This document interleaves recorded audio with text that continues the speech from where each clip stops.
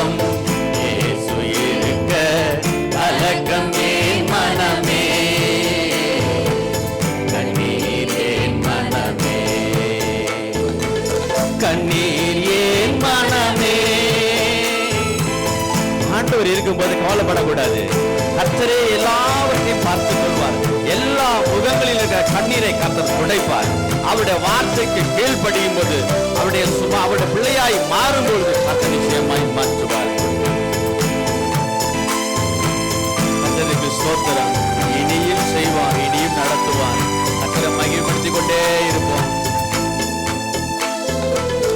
இதுவரை உன்னை நடத்தின தேவன் இனியும் நடத்தி செல்வார்.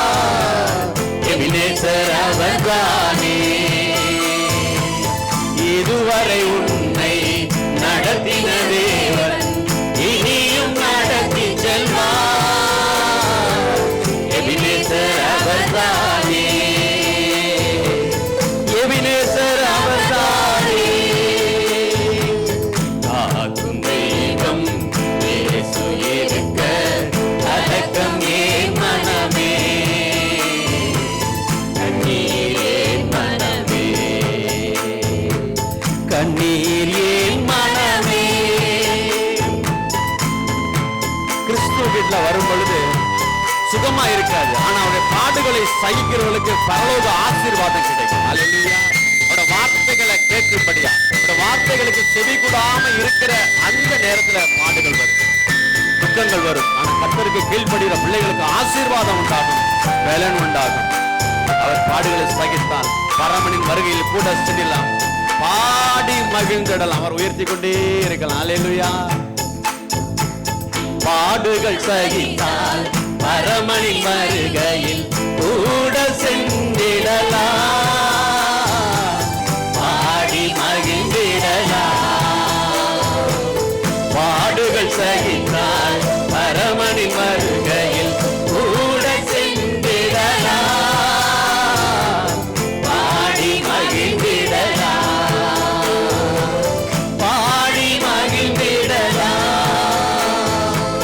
காக்கும் தெய்வம் இயேசு இருக்க கலக்கம் ஏன் மனமே,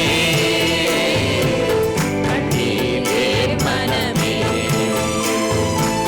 கண்ணீர் ஏன் மனமே. பார்க்கிற உலகம் நம்முடைய உலகம் அல்ல. இந்த உலகத்தை பார்த்து எல்லாம் அழிந்து போகும், வானமும் பூமியும் ஒளிந்து போகும். கர்த்தருடைய வார்த்தை என்றைக்கும் நிலை நிற்கும். ஆமென். காணாத ஒரு பரலோகம் உண்டு, அதற்காக ஆயத்தப்படுத்தப்படுகிறோம் நீங்கள். நான் கரங்களை உயர்த்தி ஆண்டவருக்கு அல்லேலூயா சொல்லுவான்.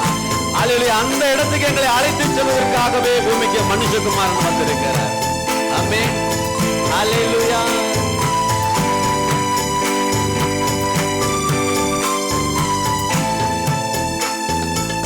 காண்கின்ற உலகம் நமது எல்லை, காணாத பரலோகம் தான் நமது குடியிருப்பு.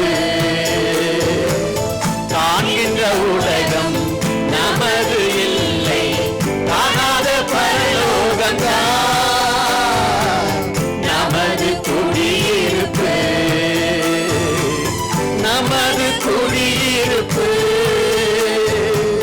காக்கும் தெய்வம் இயேசு இருக்க கலக்கம் ஏன் மனமே, கண்ணீர் ஏன் மனமே, கண்ணீர் ஏன் மனமே.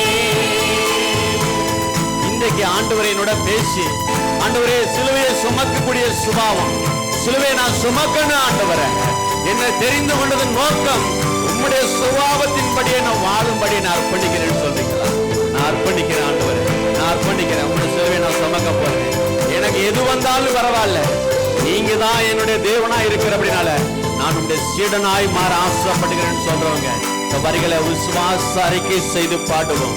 கர்த்தர் சுபாவத்தை மாற்றும் பொழுது சகலமும் புதிதாகும், சகலமும் மாறும், சகலமும் நேர்த்தியாக செய்யப்படும்.